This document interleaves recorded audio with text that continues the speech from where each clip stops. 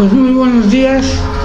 Nuevamente agradecer a nuestros amigos cibernautas que nos acompañan programa a programa, ya en esta 10ª edición de Platicando en la Lunita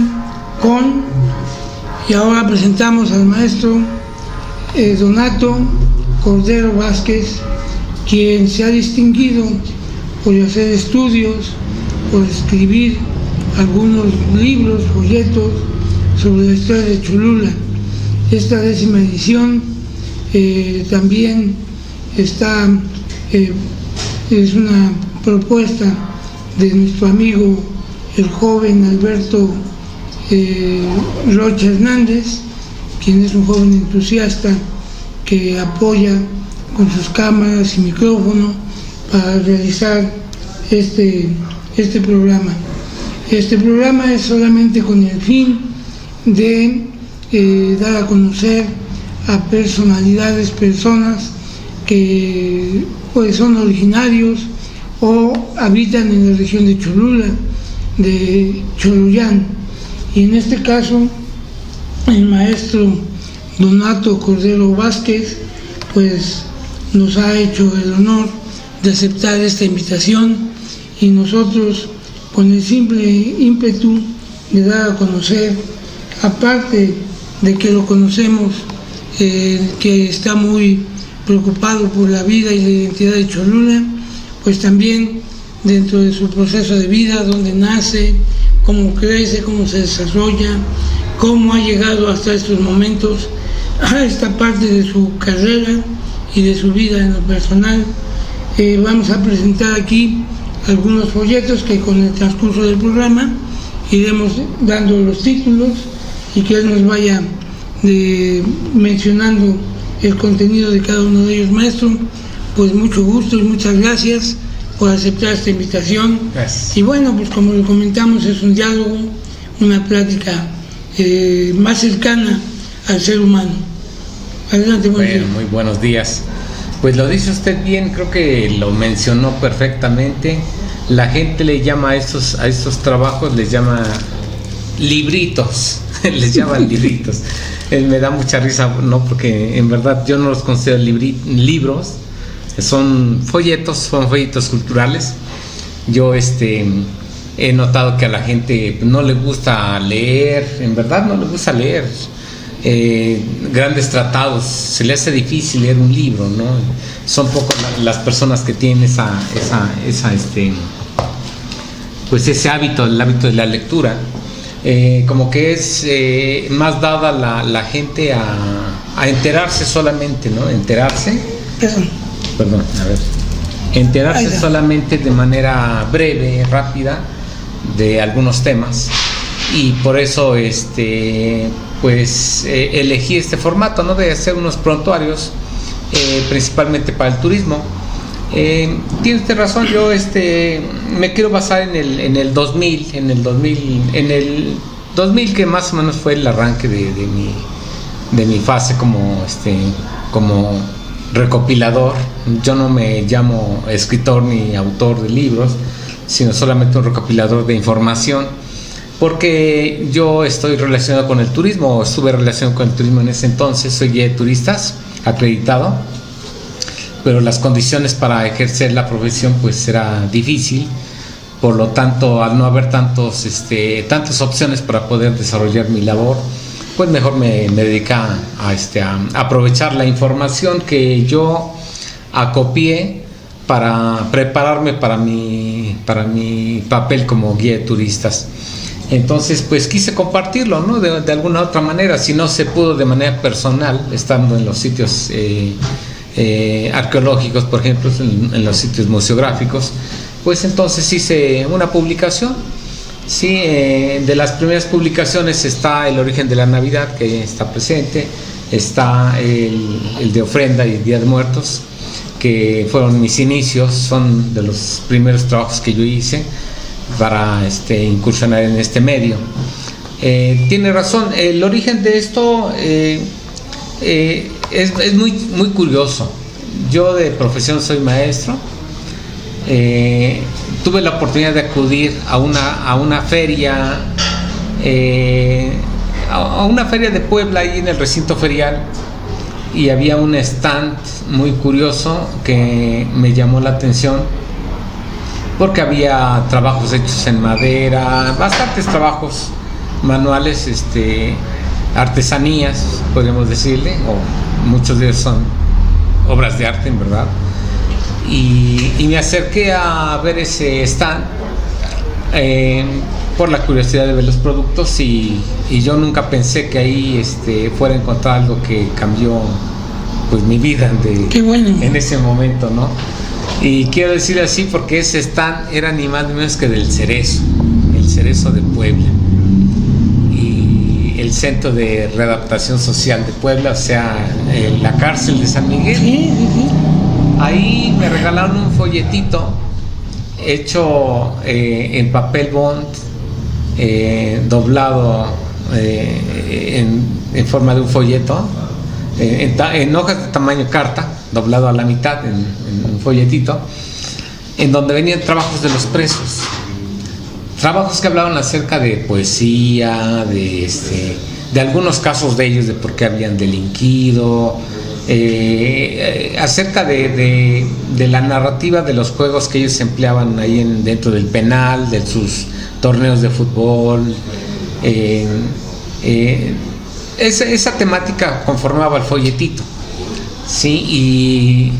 Y esto me dio la idea de pensar de que si ellos eran capaces de hacer un folleto, los presos, ¿por qué no el tomar esa idea y plasmarla en educación, y hacer lo mismo con mis prisioneros, perdón, con mis alumnos, que ellos fueran los que escribieran los textos y producir algo similar?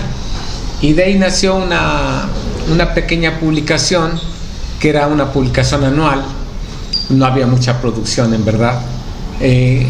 Al decir esto, quiere decir que los alumnos no tenían mucha calidad literaria como para que se produjera más, sino que yo iba eligiendo los mejores trabajos de todo el año, y casi al final me dedicaba ya a darles el formato, a ilustrarlas, y así salió una revista en el sistema de secundarios o telesecundarios donde yo trabajé, que se llamó la revista Imagina.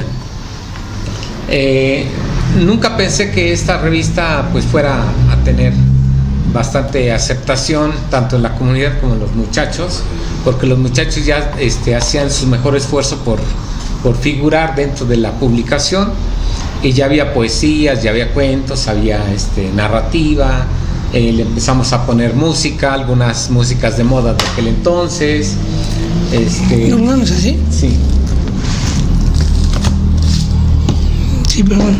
Ya había... le di un formato muy interesante porque trataba de abarcar varias de las materias que nosotros trabajamos en secundaria. Por ejemplo, alguna cápsula de ciencias naturales o de ciencias, de matemáticas, algunos retos matemáticos. Ahí, ¿qué más? Ahorita verán. Poner las obras, como yo tenía el taller de artes plásticas con ellos, poner sus obras que ellos producían, también plasmarlas como la ilustración de las lecturas o de los trabajos que ellos redactaban. Así nos fuimos con este trabajo hasta cumplir 9 números, o sea, casi fueron 9 años que se editó la revista, y ese fue el inicio, el que marcó mi pauta, ¿no? para poder dedicarme a esto.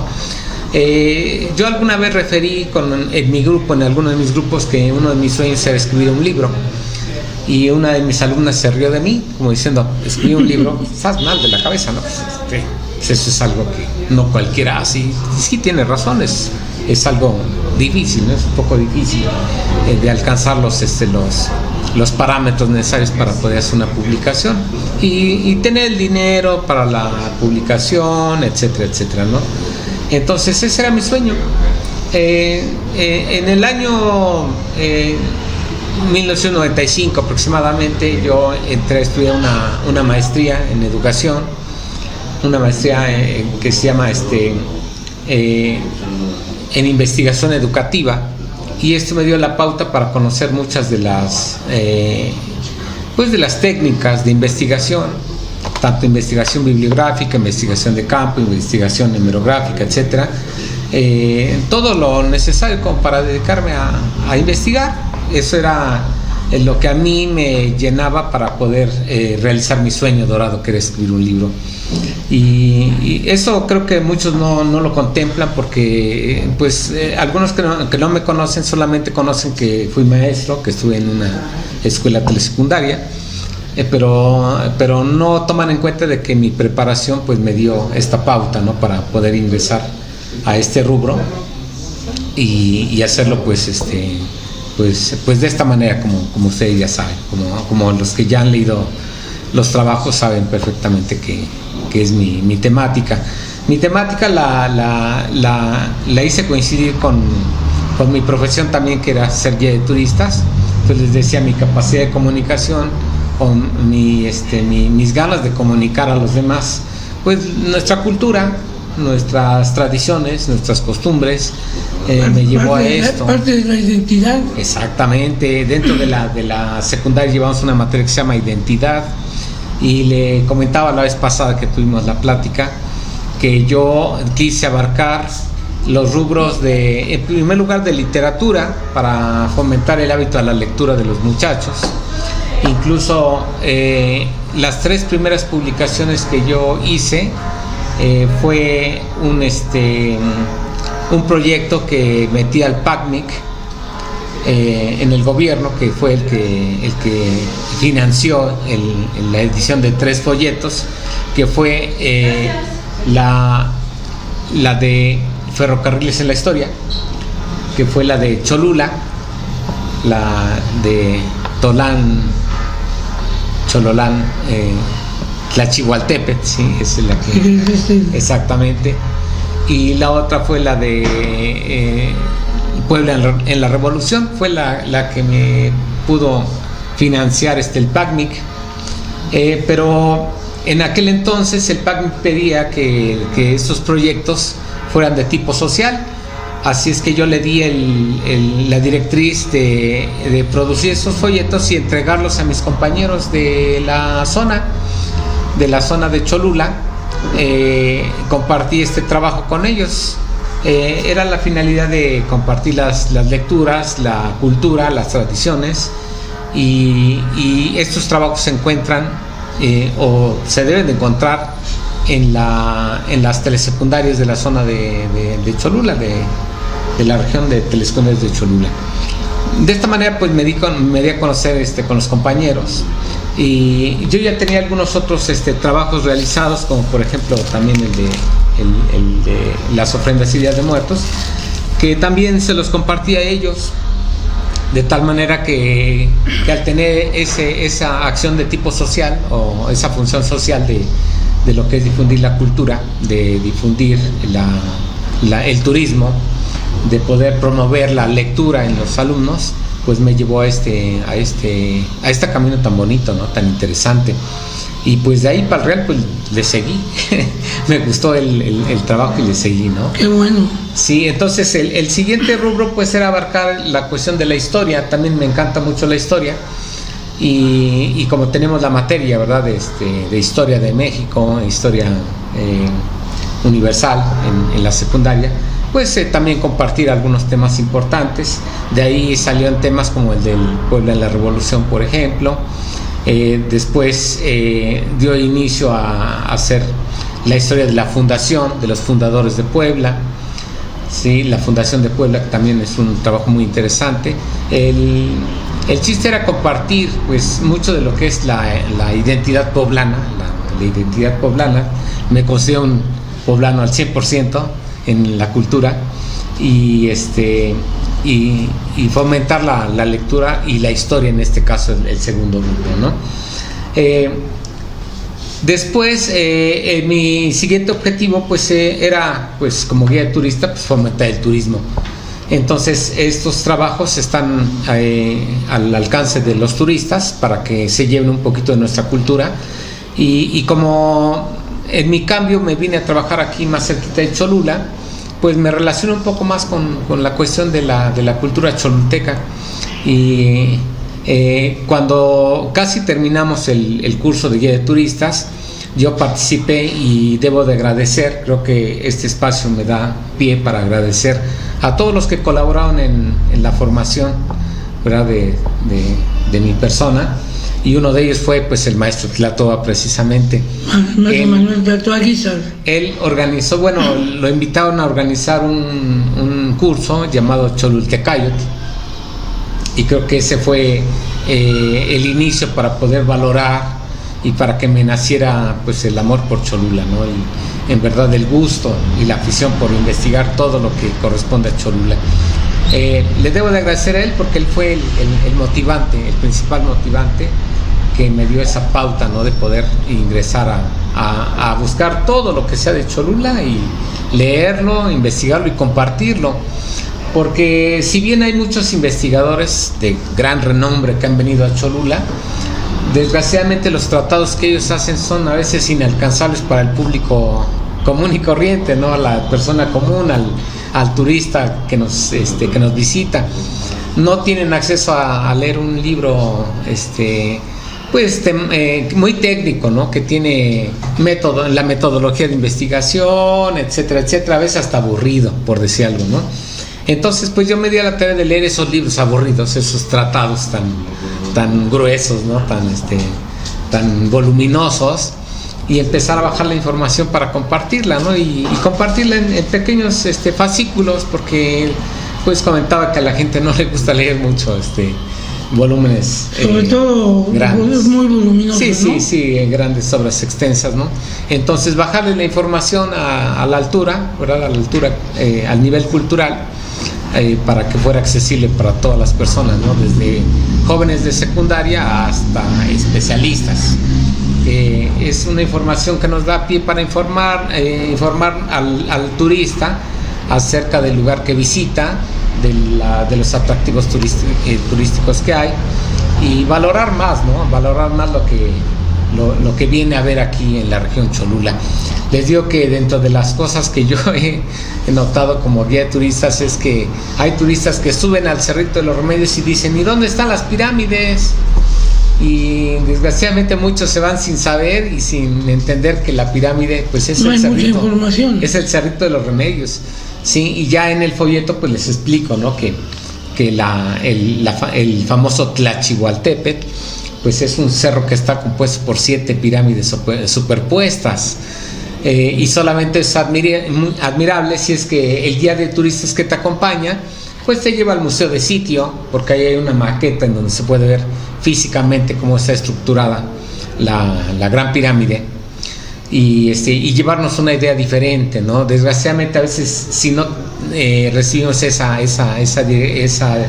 instrucción por parte de alguien que sabe su oficio, como es un guía de turistas, pues no entendemos en cabal cuenta lo que es la cultura cholulteca. Sí, se van con las...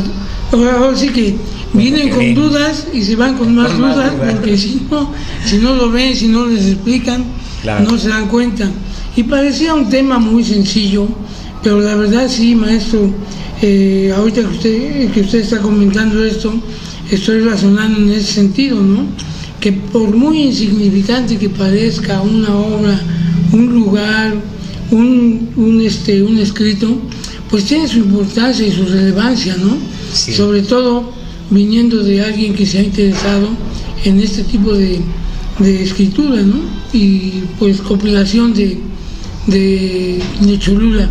Y comento, 500 años, 5000 años antes de Cristo y todo, no son nada con lo que usted ha plasmado, simplemente nos hace, o sea, más bien dicho, lo que usted ha plasmado no es nada comparado con 500 o 5000 años de Cholula, y que realmente,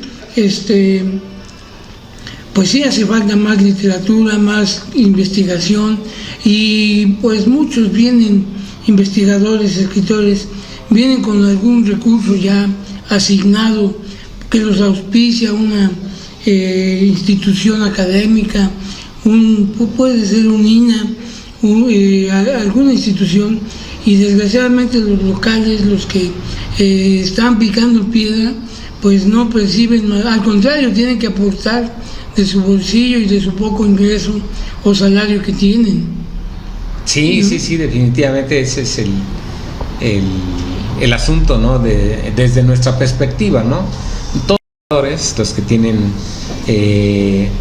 la cabida dentro del INA, dentro de la Universidad Autónoma de Puebla, de la UNAM, por ejemplo, ellos son los que reciben el presupuesto y la oportunidad para acceder a las fuentes de investigación, ¿no? Las bibliotecas grandes, los archivos.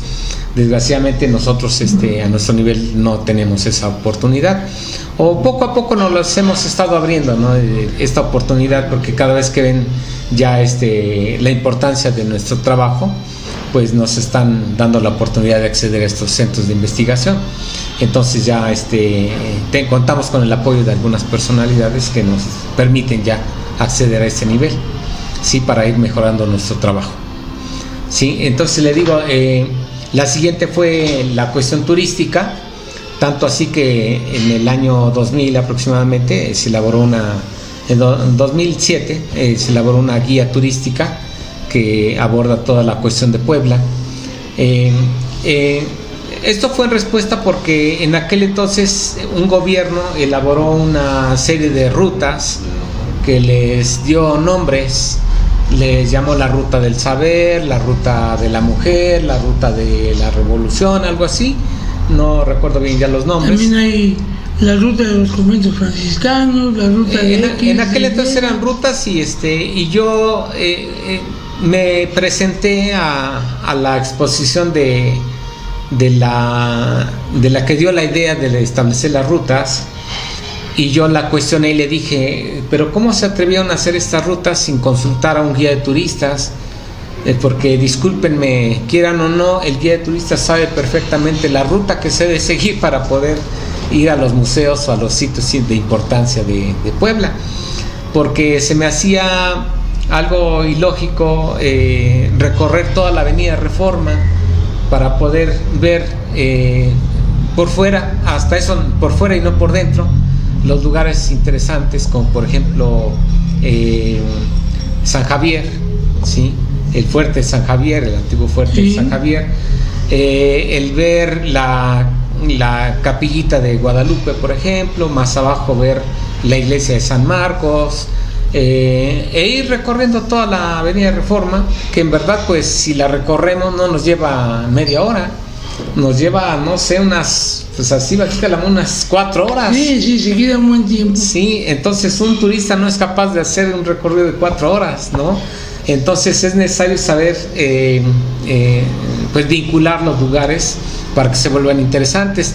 De ahí surgió la idea de hacer el trabajo de Me Gusta Puebla, así se llama la guía turística, que trató de hacer lo que se conoce los rumbos. Yo no le llamé rutas sino rumbos, en donde vincula los sitios turísticos con los lugares interesantes que tiene Puebla, uniéndolo con las leyendas y hacerlo un poco más ágil, de tal manera que cada ruta te lleva 1 hora quizá o 2 horas de recorrido, y poder acceder a otras rutas, a otros rumbos, como les llamo, de tal manera que le llame 13 rumbos turísticos de Puebla, ¿sí? Para poder visitar.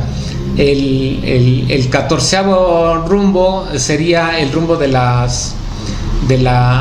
lo que es la zona del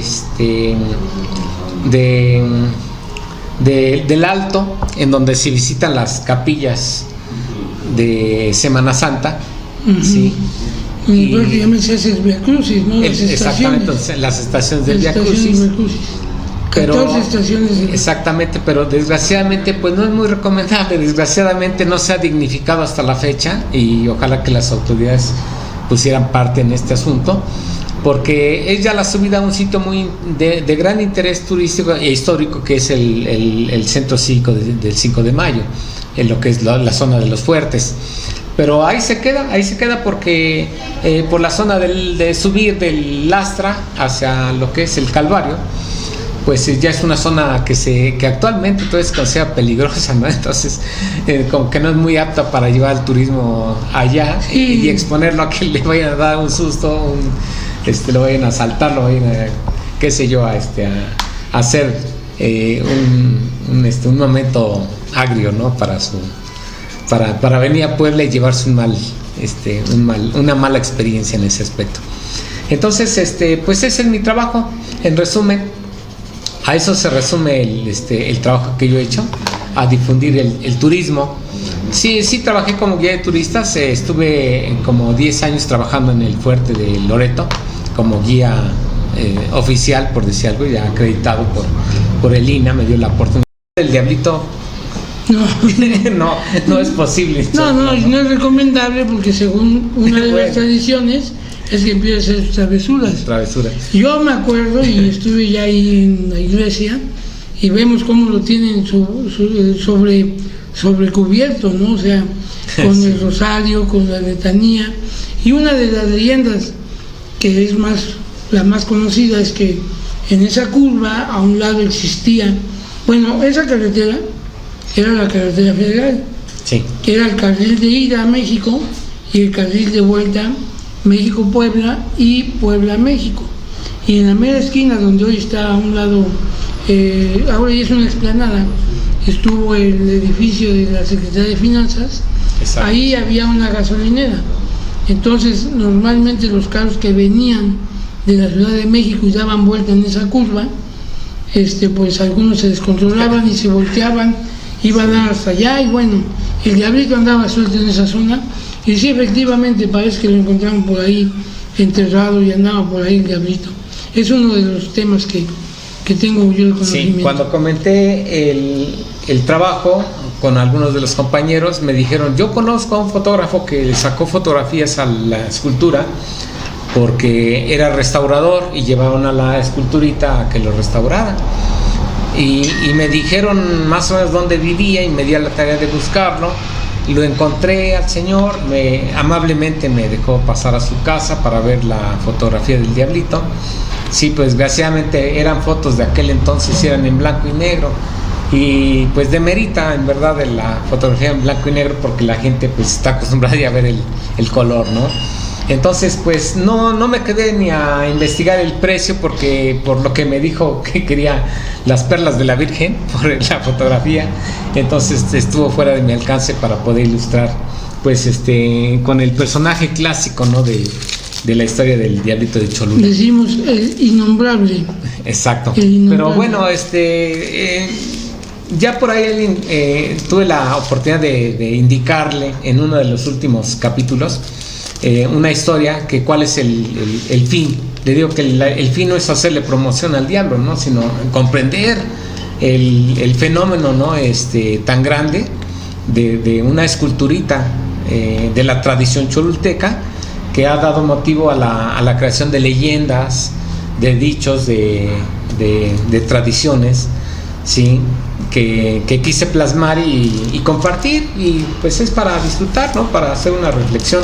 Incluso me voy hasta la Casa del Diablo, que es San Luis de Huiloyoca. Entonces ahí trato también acerca de eso, de un estudio de lo que es la casa, ¿verdad? Yo desmiento que sea una casa del diablo, ¿verdad?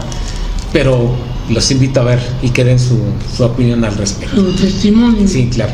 El último comentario que hago sobre esto de la casa del innombrable es que también pues es una esculturita de madera, sí, pero también quien de alguna manera pues lo talló y lo plasmó y lo dejó ahí para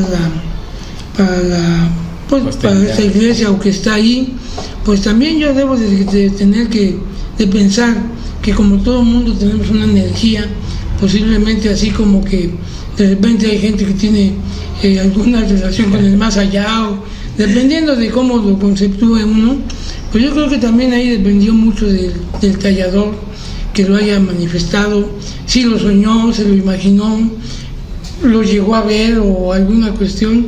Pues yo creo que también eso influye mucho, porque para tener tanta energía, tanto arraigo, pues bueno, el asunto es que el maestro Donato Cordero tiene una leyenda sobre el Diablito, de Cholula.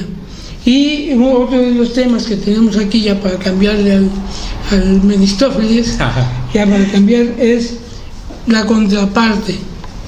Cholula, que es la Cholula mágica y la Cholula milenaria, que es un folleto que ya es más libro que folleto, y que en este caso, pues muy interesante, por cierto.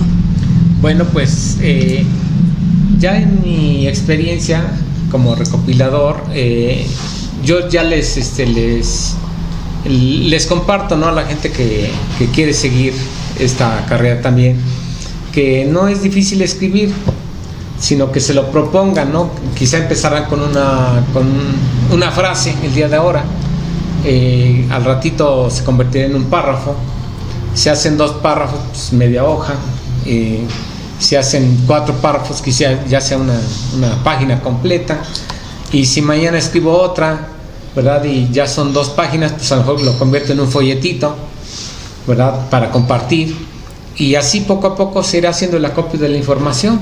Sí, así nació el libro de Cholula mágica y milenaria.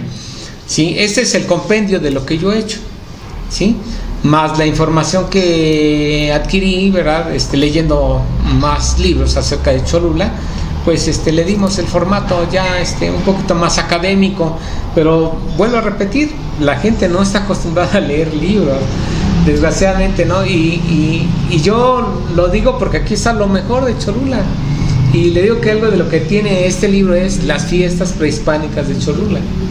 Sí, las fiestas que todavía los escritores no contemplan y que no hay obras que hablen de ellas, ¿sí?, y que es necesario rescatarlas porque la gente pues se nos va, la gente del barrio se muere y se lleva la información y las tradiciones y los significados de nuestras costumbres, que es necesario heredar a nuestra gente, a nuestros hijos, a nuestros nietos, que tengamos el orgullo, pero fundamentado con los argumentos de la cultura. Sí, el verdadero argumento, no el argumento que dan los académicos, sino el que ha vivido la gente, que se involucren en la vida claro, viva, exactamente, del barrio, ¿verdad?, de la cultura de barrio. Entonces aquí tratamos de hacer un compendio. Yo sé que a lo mejor no es una gran obra académica, pero tiene la finalidad, tiene un buen fin, ¿no?, tiene una buena intención de valorar lo que al menos yo le debo a Cholula, porque esta es mi manera de agradecer a Cholula todo lo que yo he aprendido. Aquí está un poquito de lo que yo he aprendido. Y he venido con ustedes a participar en las fiestas, ¿verdad? He subido a ver lo que es la quema del panzón, por ejemplo. Me han invitado el molito, he estado con ustedes también conviviendo. Entonces yo no puedo hablar mal de Cholula, ¿no? Porque les digo, me consideran cholulteca, desgraciadamente, pues de ombligo no soy, pero sí de corazón sí me siento cholulteca, ¿no? En verdad he coincidido con que me gusta la tradición cholulteca y todo lo de los pueblos aledaños, tanto así que pues ya mis investigaciones ya van más afuerita, ¿no?, de lo que son en otras comunidades, como lo que es Zacatepec, Tonancintla, San Luis de Huiloyocan, San Nicolás de los Ranchos, por ejemplo. Pues eso nos va dando apertura para compartir lo que es nuestra cultura y disfrutarla, que es lo más importante. No, pero el nombre que se les ha dado, el nombre español, el nombre español que se le ha dado a las comunidades, pues fue a raíz de la conquista, pero algo importante es que el apellido náhuatl se conserva, ¿no? Claro. Santa María Tonancintla, San Francisco Acatepec, San Bernardino Tlaxcalancingo, todavía la gente grande San Miguel dice, Xostla. todavía la gente grande dice, este pueblo se llama Santa María, pero se apellida, o sea, todo con un apellido. Sí, de alguna manera cuando me expreso yo en lo que escribo, también yo lo manifiesto como el nombre, pero lo que me da importancia es, por ejemplo, San Miguel Arcángel del barrio de Tianguisnáhuatl, Santiago Apóstol del barrio de Mixquitla. O sea, remarco que el barrio es más importante que el nombre. y no por menospreciarlo, sino porque de origen náhuatl y de origen prehispánico ya existían esos nombres. Para la fusión de las dos culturas, pues ya se van imponiendo los nombres españolizados, ¿no? No, y la gente está orgullosa de su barrio y de su origen, ¿no? Sí. Los de San Andrés saben perfectamente que ellos forman parte de los Olmecas Chicalanca, ¿verdad? Y los de San Pedro, que son pues parte de los chichimecas, ¿no? ¿Verdad? De los toltecos chichimecas. Entonces, pues esto da origen a una identidad también, a una identidad diferente, a una característica diferente que sí los distingue, ¿no? Que sí distingue a una zona de otra. Y que cada uno tiene sus particularidades, que aunque sean las tres Cholulas una misma, pues sí, los barrios se distinguen por algo, ¿no? Sí, de hecho no hay mucha diferencia.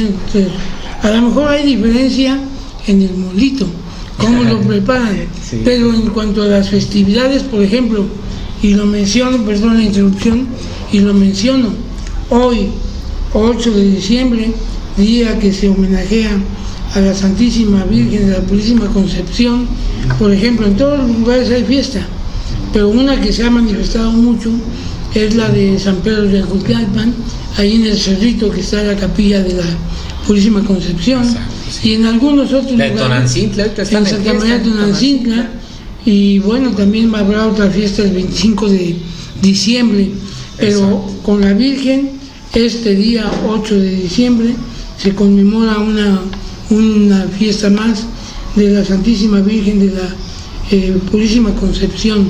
En todos los lugares hay fiesta, en todos los lugares hay festividad. Y bueno, yo creo, maestro, que no sé si hay algo que quieras argumentar, y ahorita yo me quedo con dos cosas que acabas de mencionar, y esto lo digo porque ya hubo otra voz anteriormente a ti, en la cual piden precisamente la promoción, promover más las actividades religiosas en cuanto a los temas de respeto y de lo que es la comunidad del Valle de Choloyán. Y algo muy importante que acabas de comentar tú es la vigilancia, que no en las actividades, que por eso la gente, el turismo, y mucha gente ya no se siente tan a gusto en visitar algunos lugares por este tema, que no se contrapone, al contrario, hace que la gente se sienta con más confianza, y si sabe que va a venir a un lugar, entre comillas, pueblo mágico, pues debe haber 2 o 3 cosas que lo distingan, ¿no? Claro. Sí, creo que también dentro de la labor que tiene de difusión cultural es el respeto hacia el lugar y hacia las tradiciones. Ciertamente la gente no va a venir a cambiar, ¿no? Ni a imponer sus modas, sino que debe de entrar a un recinto que tiene ya una forma de vida, una identidad y un estilo especial, y respetar esas tradiciones. Eso es lo que difundimos también, ¿sí? Le digo que dentro de la parte histórica, pues está también este libro, sí. Este libro que promovemos para los 500 años de la conquista de nuestro país, ¿verdad? De nuestra nación. Entonces se llevó a cabo la conquista y los hijos y los hijos de la chingada. Sí, así es. Que quede claro, no es una... La conquista y los hijos de la chingada. Muchos creen que a lo mejor es algo grosero, ¿verdad? No se le falta el respeto a nadie, se hace un análisis histórico y ahí está la justificación de por qué se le da el título, pero sí es muy importante. Este libro nació a raíz de acudir a todas las conferencias que se iban a cabo con respecto a la conmemoración de los 500 años, y de ver muchos de los de las dudas que dejaban los expositores, de que no sabían si Hernán Cortés había sido licenciado o no, se había estudiado en tal o cual universidad. Sí, era prófugo del Peñate allá. Muchas de esas dudas pues me llevaron a investigar y pues darles una respuesta. Ojalá que lo puedan disfrutar, está muy interesante. Todavía no se acaba pues el festejo o la celebración o la conmemoración, como ustedes quieran llamarle, Sí, para algunos puede ser algún festejo, para algunos es una conmemoración solamente, el recordar. Para otros también hay una atrocidad, o sea, que fue un genocidio. Antes me invitaban a hacer lo que es la plática de la matanza de Cholula. Le digo, pues esto sirve para que no vuelva a suceder también, para rememorar algo negativo que no debe de volver a ocurrir. Fíjese, maestro, que ahorita que acaba de comentar esto, para mí la matanza de Cholula que vendría no sería físicamente, sería intelectual y culturalmente, ante tanta imposición que nos están dejando a nosotros. La vida de barrios poco a poco se está viendo minimizada, y si no es por la existencia del sistema de cargos de los mayordomos y las responsabilidades que tenemos, esto no viviría, esto ya hubiera fallecido desde hace muchos años. Sí. Yo le tengo mucho respeto a los barrios, a las tradiciones, y precisamente yo sigo pugnando porque nuestros investigadores locales, que aquí hay muy buenos, quisiera mencionar por ejemplo a la doctora Margarita Tlapa, que es del barrio de Santiago Mixquitla.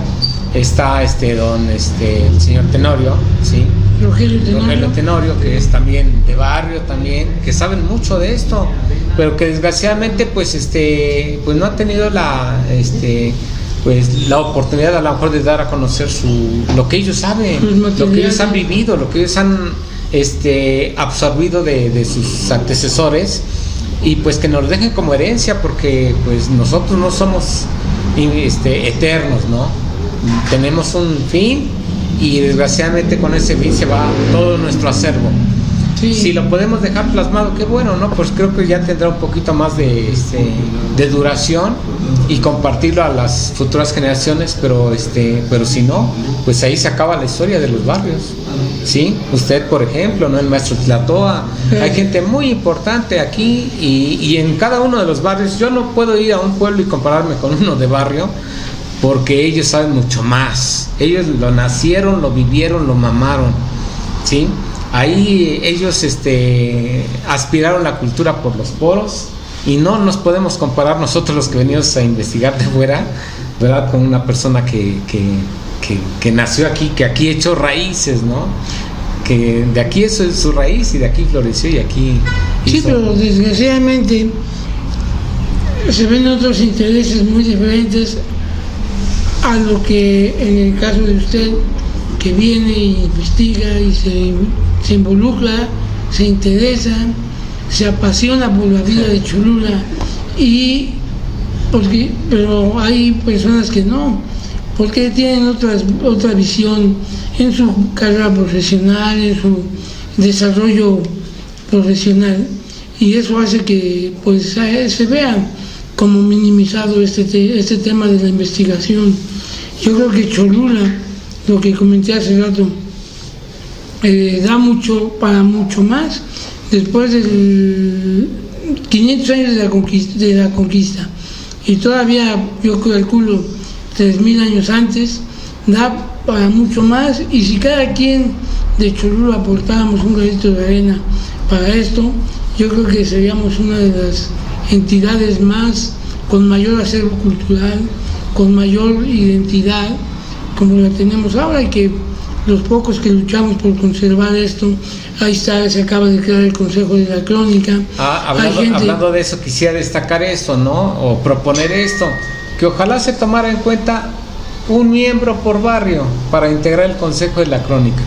Hay gente muy distinguida en los barrios que podría integrar el Consejo de la Crónica, ¿sí? De manera merecida, ¿no? De manera meritoria, y plasmar de manera viva y de manera directa lo que en su barrio ocurre.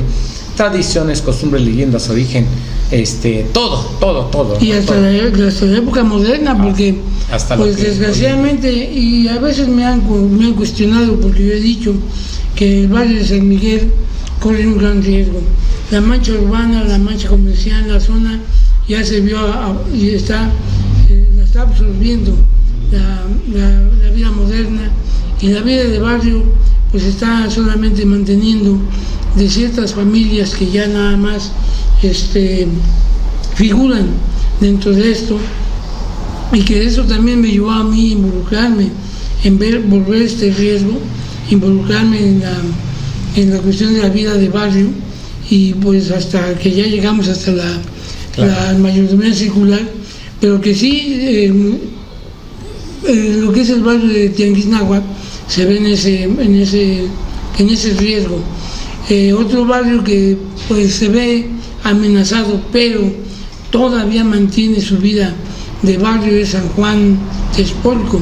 Está dentro de la marcha urbana, pero por 3 calles que se encuentran separadas del Zócalo, pues todavía conserva ese sabor de barrio. Pero aquí, desgraciadamente, a una calle del Zócalo, el barrio de Tianguisnáhuac se ve más amenazado, y eso es lo que yo le pido a la juventud, a los jóvenes, a las familias más bien de barrio, que integren a sus jóvenes, que los sigan llevando a participar, porque de ahí les va a ir naciendo el amor y la participación, la vida participativa de los barrios. Quiero compartir algo que está ocurriendo en Puebla y en uno de los barrios fundacionales, que es el Alto, que ahí ya se llevaron a cabo la reunión de los colonos para poder establecer el consejo de la crónica del barrio del Alto, y están dispuestos a rescatar muchas de sus tradiciones, incluyendo, por ejemplo, lo de el carnaval, que es algo muy característico, ¿no? Estamos hablando sobre lo que es a un lado Xonaca. Sí, todo lo que es el centro de convenciones atrás, todo eso, esa parte.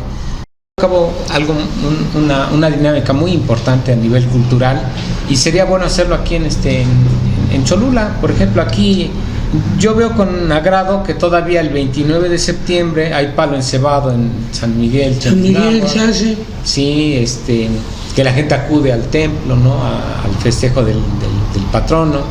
Entonces siento que hay esperanzas para recuperar la tradición de barrio. Qué bueno eso. Pues no sé, algo que quiera agregar. No, pues muchas gracias, agradecerle la oportunidad de expresarnos, y pues no es mi afán venir a presumir el trabajo, pero es nuestra cultura y está al alcance de todos, ¿verdad? Eso es lo que venimos a hacer. No, maestro, es nuestro trabajo. No diga eso, precisamente por eso lo invité, porque sé de su sencillez, sé de su trabajo profesional, sé de su desarrollo como maestro en la secundaria, y no lo tomamos con eso de venir con una actitud presuntuosa, sino al contrario, con su humildad, con su sencillez, de hasta a mí mismo demostrarnos cómo ha sido su desarrollo, su proceso, para llegar a este momento en el que usted se encuentra entre nosotros, y que nuestros amigos cibernautas que nos acompañan a través de Facebook, en Foro Político, y lo que es Platicando en la Lunita con Donato Cordero Vázquez, y en la otra edición que es Cholultecayotl, la esencia de Cholula, pues que se den cuenta de que no nada más son las personalidades que tienen un cierto grado honorífico o profesional, y que no conviven tampoco mucho en Cholula, sino que vemos mucha gente que muy discretamente han hecho una labor muy grande por mantener pues todo esto que es sobre Cholula. Es un valle que pues desde la época prehispánica existe. Desgraciadamente las cuestiones municipales llevaron a esta división de las tres Cholulas, y aparte de la división de los demás municipios circunvecinos de lo que fue el Valle de Cholula, ¿no? Entonces, pues no se sienta mal, porque dentro del Valle de Choloyán su comunidad está contemplado. Obviamente, municipalmente hablando, pues ya varió mucho, sí. Pero las raíces siguen siendo las mismas, y un servidor de ustedes, Gregorio Porras Vázquez, les da las más sinceras gracias por seguirnos. Al joven Alberto Rocha Hernández, quien es productor con su cámara y su micrófono, al licenciado Alberto Rocha Vázquez, y a nuestro amigo colaborador Pepe Taylor de Foro Político, pues agradecerles que en esta 10ª edición nos han hecho el favor de seguirnos y pues esperemos la próxima 11ª edición, esperar a ver qué nos traen. A ver, permítanme, ya nos confirmó y van a estar aquí nuestros amigos de la panificadora, la Antigua Blanca de Cholula, que es el señor Alfonso Roldán Muñoz y el joven Adrián Roldán Limón.